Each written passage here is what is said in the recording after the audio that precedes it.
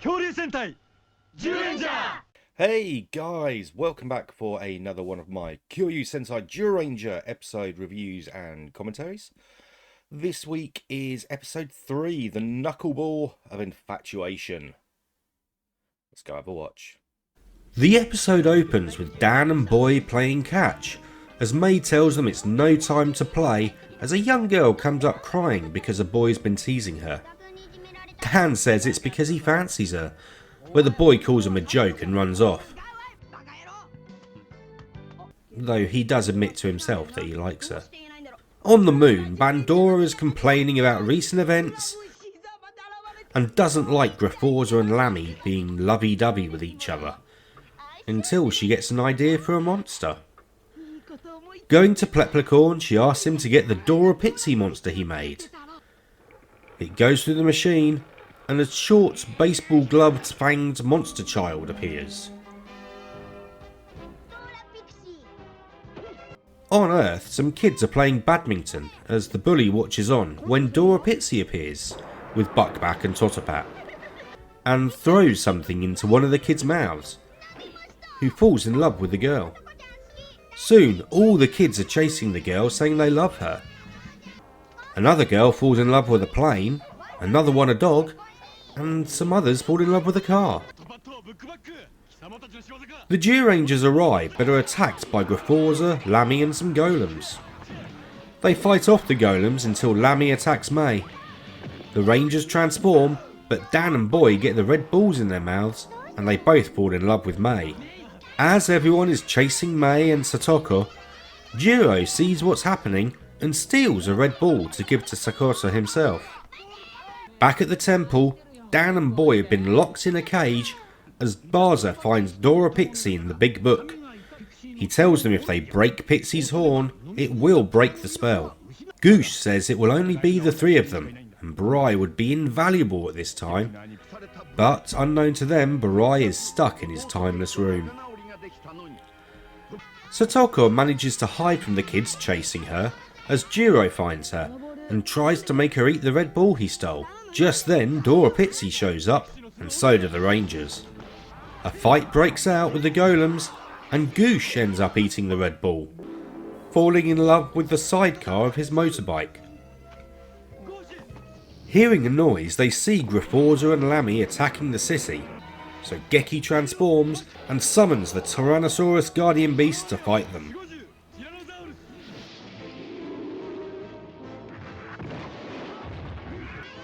Satoko is being chased again by the children, who corner her, but she's rescued by Jiro.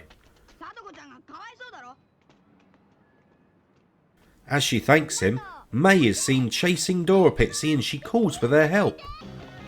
The two kids manage to grab DoraPixie and May chops off its horn, causing everyone to go back to normal. DoraPixie turns giant and breathes on them, making them all fall in love with the monster. Goosh, Dan and Boy transform and summon their guardian beasts, with Saber Tiger shooting it, but it returns fire. Without Daijujin, they are helpless, and Tyrannosaurus is also struggling. As Geki calls out, his brother hears him, and at risk of using up his remaining time, appears playing Jusoken and summoning Dragon Caesar.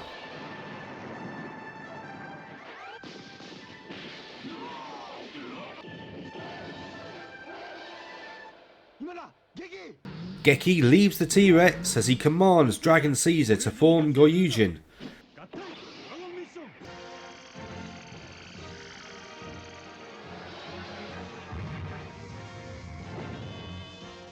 Before entering that with the others, Tyrannosaurus and Goyujin battle the three monsters together,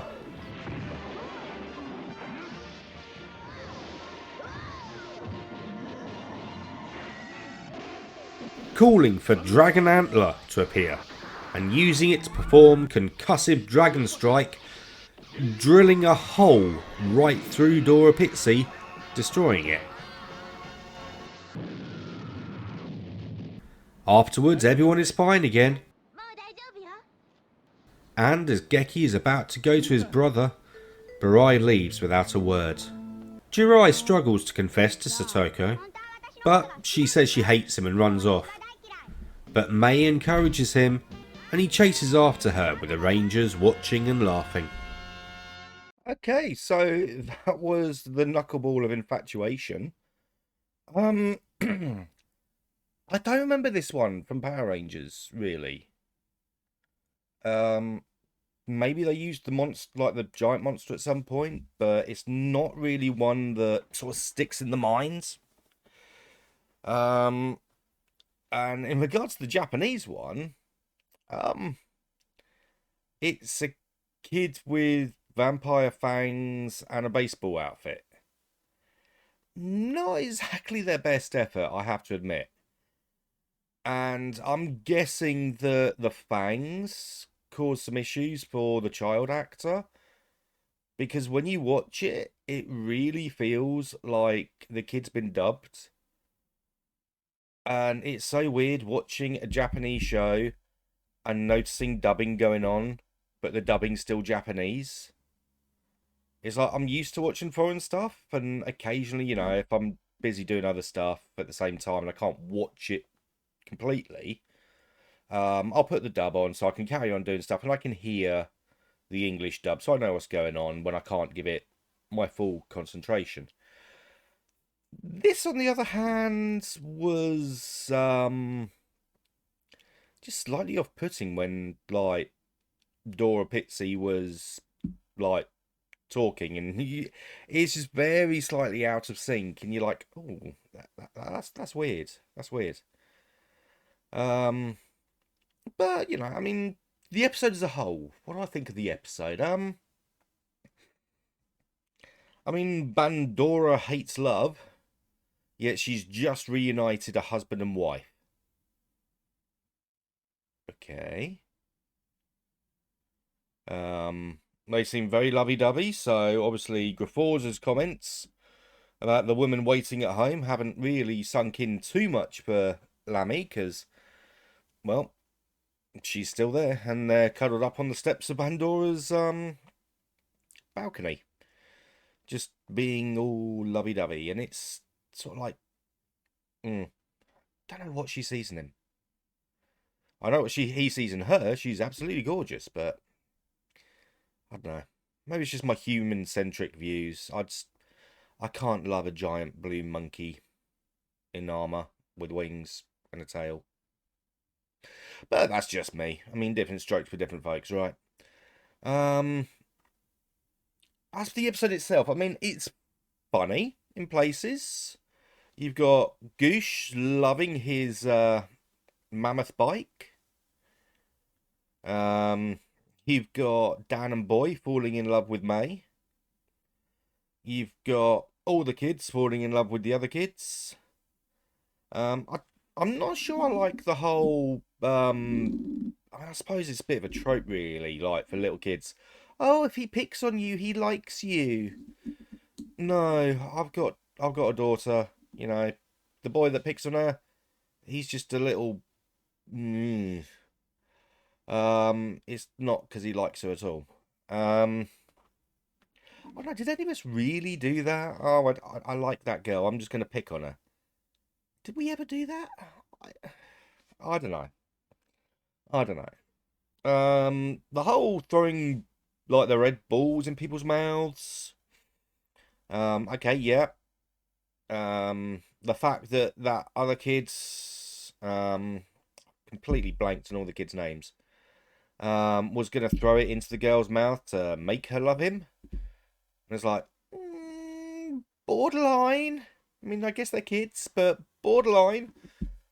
And then, of course, at the end, she's just like, yeah, I'm going to tease you now.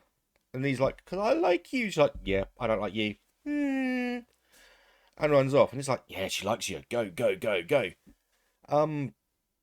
Yeah, I mean, I gotta say, there's not much to this one. Other than the fact that this is the first proper use of Goryujin. And Dragon Antler. Dragon Antler? It's a weird name, but then again, we've had Godhorn for like the last 22 episodes, so Dragon Antler, I guess it's a name. What a finish! You put a hole in the middle of the monster. Now, the only other time I can think of seeing something like that would have been Shaun of the Dead, where the girl gets up and it's like there's just the hole. But in terms of actually like something like that on a kids show, nah, I can't really think of anything. So that's kind of a like a whoa, they did that moment. Um, but yeah, it's a bit of a filler episode, really, I think. I mean, it's kind of a May episode, but not quite. Because, you know, she's the one it sort of focuses on for a little bit, but then she just becomes one of the ones that's being chased. So, less on her. And of course, it's Geki and Barai that save the day, really.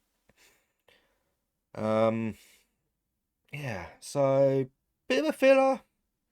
It's okay. DoraPixie definitely improves once like it's had its horn cut off and it's like gone giant. And then we get T-Rex fighting it, and then Goryujin. But yeah, a bit of a mid episode. Which is a shame, really. We've come off some really strong episodes with the whole Dragon Ranger trying to kill Tyranno Ranger and all the rest of it. We've finally had like the new like combination Goryujin like introduced at the end of the last episode. We finally get to see it in action this episode, and it's against DoraPixie. Here's hoping the next one's going to be better. I'll see you next week. Bye. ゴーシしっかりしてゴーシもう